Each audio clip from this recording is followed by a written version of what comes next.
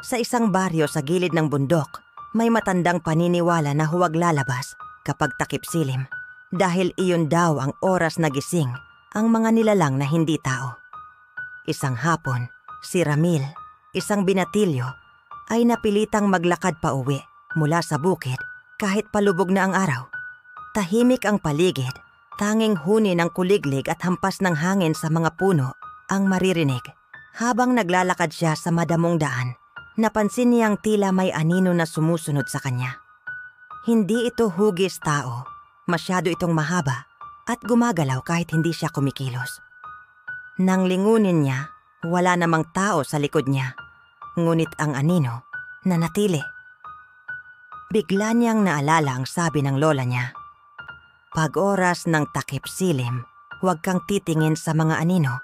Baka hindi na ikaw ang may-ari niyan." Napatakbo si Ramil, ngunit sa bawat hakbang, parang mas dumarami ang anino sa paligid. Hanggang sa bigla siyang nawala sa gitna ng daan. At simula noon, tuwing takip silim, may nakikita raw na bagong anino ng binata na naglalakad mag-isa sa baryo